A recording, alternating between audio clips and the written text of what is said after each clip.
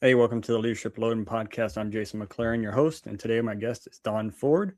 He's a state board certified probate attorney and state attorney, managing partner of Ford and Bergner LLP. So he's going to be joining me today. We're going to talk a little bit about estate planning and some other things that he's doing over there. So Don, welcome to the show. Thank you so much. It's a pleasure to be here. So Don, tell me about what led you to become a lawyer. So, my mother would probably tell you that it's because I came out of the womb arguing.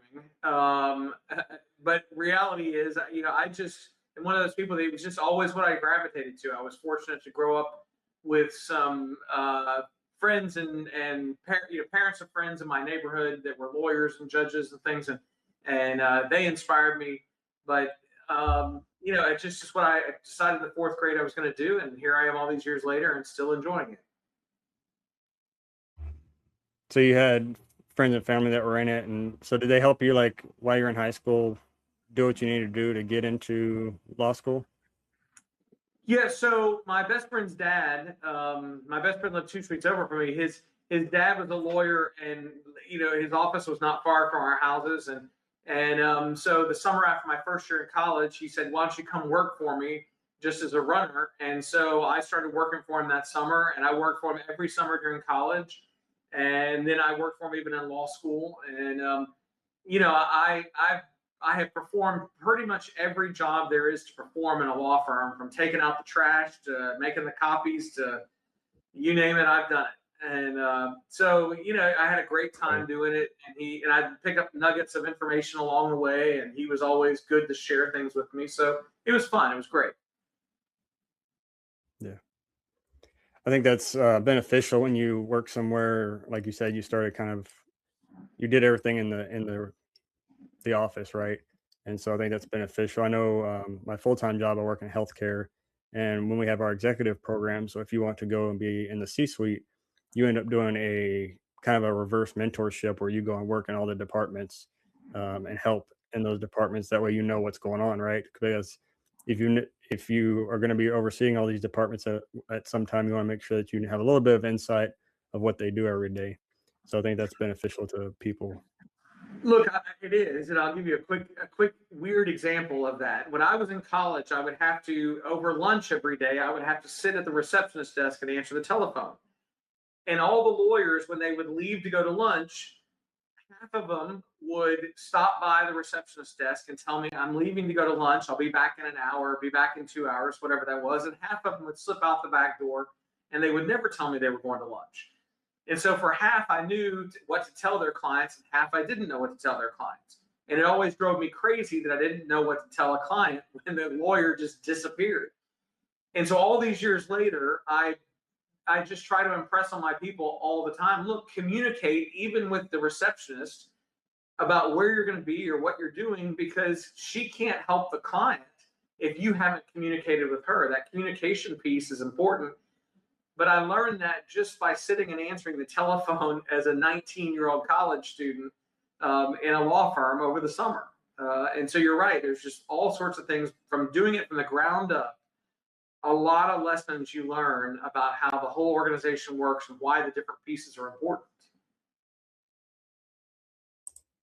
Yeah, 100%. And I think, um, for those listening that maybe want to start a business, or if you're moving into that first leadership role, that's very important to know what's going on in your organization, or if you're going to start a company, having those tips, especially if you end up growing your company where you have that front office, having them know what's going on. Because I know for me, it's frustrating when I call a company and I, ask the front desk or whoever answers the phone, maybe a detailed question about their product or their service, and they can't answer that. So then you end up, kind of getting frustrated. You get passed around. So I think that's beneficial, especially in law firms. So. Well, look, I think you're right. You're 100% right. I mean, when I started my law firm in 1999, right? So we are now nearly 27 years into a law firm. I was 27 years old when I opened my law firm. I was just a couple of years out of law school, and I had an accounting degree. My undergraduate degree was in accounting. So in the early days, we weren't making a lot of money. So I said, well, I'm not going to pay somebody to do our bookkeeping. I'm going to do it myself because I'm an accountant as well as a lawyer. And so I'm the one that designed the accounting system. I'm the one that designed how we, account for it, what's important in that process. And 27 years later, we have full-time people that do all of that now, of course, but I still know how that's supposed to be done. I still have a beat on what they should be doing, how they should be doing it. And from running your business, it's important to know those details, because there's a lot that can get away from you if you don't.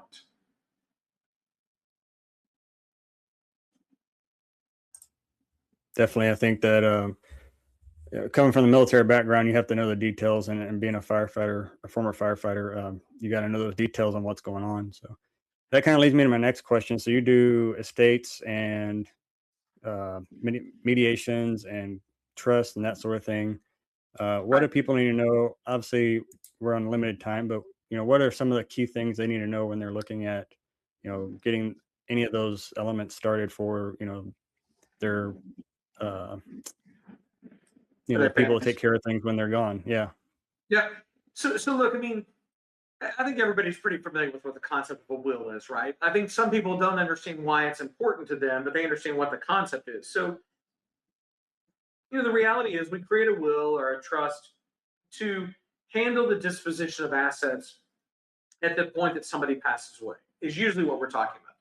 And so that may be, look, I've got kids from a first marriage, and I want to make sure that they get something, in addition to my second wife getting something.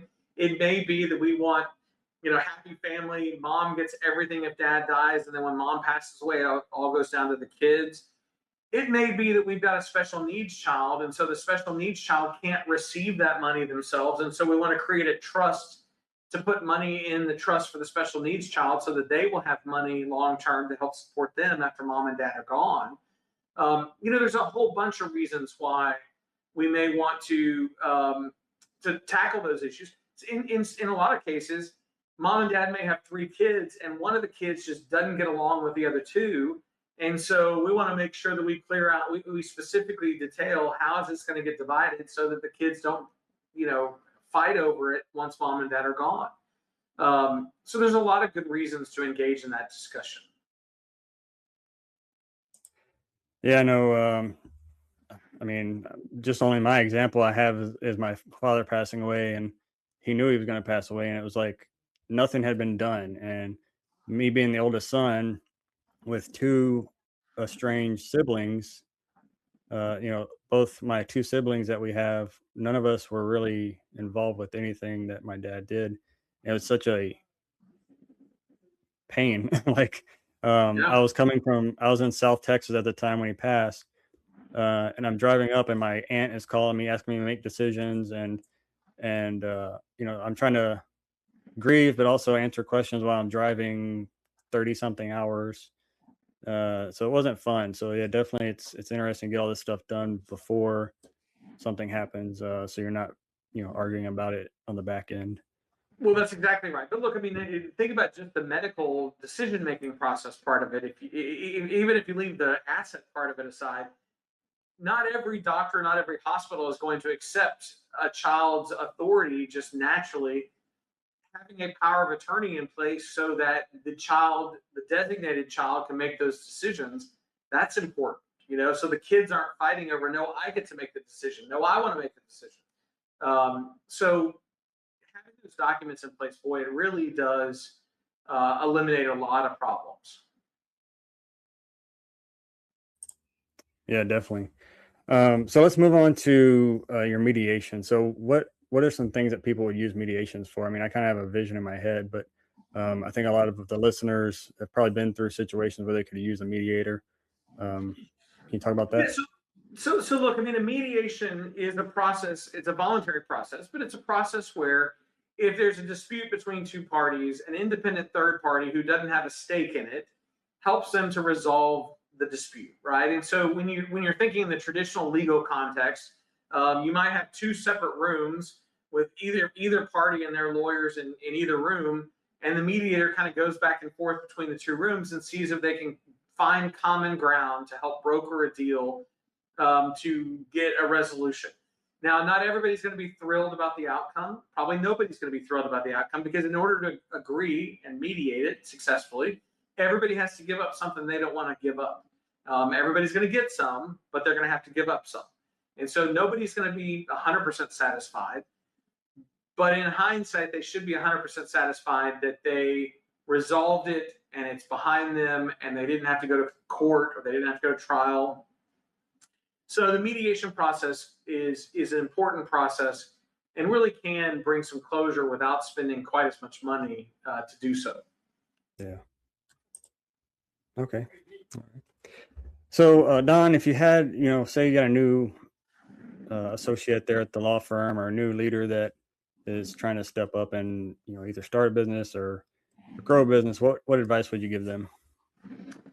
Look, I started a law firm in part because I'm just an entrepreneurial guy. That's just who I am. My mom was a teacher. My mom taught entrepreneurship. I came by it naturally. Both of my grandfathers were entrepreneurial types. So, I've spent 27 years running a law firm, and I've trained a lot of lawyers and imparted a lot of knowledge. And I get other lawyers coming to me asking me, what are we doing wrong in our business? So, for young associates wanting to really succeed, in this new endeavor, you got to dedicate that it's going to just take a lot of hard work, right? Nothing happens free, nothing happens easy. It takes a lot of hard work, and you got to dedicate yourself to your craft. You've got to say, look, I want to become in the legal profession anyway. You got to say, I want to become the best I can be at understanding and mastering the law, the legal issues involved. So in my area of trust and estates, you got to be a master. You got to be an expert in trust and estates. What are the tax issues involved in that? What are the issues involved in drafting the documents? How do you deal with the clients and give them good advice that maybe they can't think of on their own? You got to look at that from a very holistic standpoint as an expert. We've got a young associate now who I think has a lot of promise, and he wants to know everything and be, just the biggest player ever. And I keep telling him, look, you've got to be an expert first. You got to know the material backwards and forwards before people are going to trust you as the source, right? And so really mastering that knowledge and working hard at it is the best first advice. Yeah, I think like even with being in the military or a first responder, you have to be the best, right? You go through trainings and classes and even like you mentioned, there's certain niches that you niche down into, whether it be medical or hazardous materials or rescue.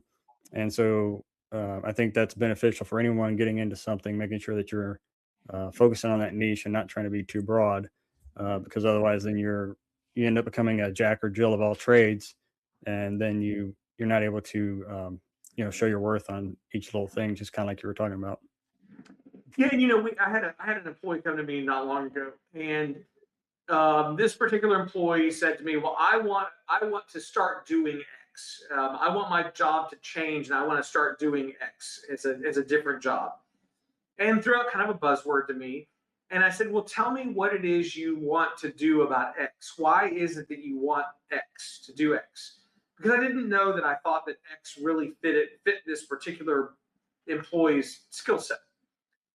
And that employee couldn't explain to me, or couldn't even get close to explaining to me, why they wanted to explore or pursue X. And what became very evident to me was they had heard a buzzword, they were wanting to do something different or progress, didn't really know how they wanted to progress. And so they thought that just if I say this buzzword, it's gonna then that's gonna launch me into where I want to be. But I think you got to be careful about getting drawn into the buzzwords, get drawn into the social media, like, oh, this is really cool, this is the next thing, this is whatever. And think about, like, who am I? What are my talents? What am I good at? And what role in the organization fits my particular talents that I can succeed naturally? Not that I'm having to really try to be somebody I'm not, somebody who I'm not, in order to succeed. What do my talents really help me to do in this organization? And how can I naturally get there? I think that's important. It's a good skill for somebody to be able to do that self-reflection and understand what are those skills that I possess. Definitely, I think that's a good takeaway there. So Don, if somebody wanted to contact you and learn more about estate planning or wills, how could they get a hold of you? So look, I mean, I'm all over the internet in terms of, if you Googled me, if you Google Don Ford, estate Yeah. planning lawyer, you're going to find me. Yeah. But our website is fordbergner.com. So FORDBERGNER.com. We're licensed in Texas, so we can help clients in Texas. But we enjoy doing the work. We're good at what we do. We enjoy it, and we'd be happy to work with anybody if they had the need. Good deal. All right, we'll put all those links in the show notes below so everyone can get in touch with you. Well, Great. Don, thanks for coming on the show. My pleasure. It's great to see you.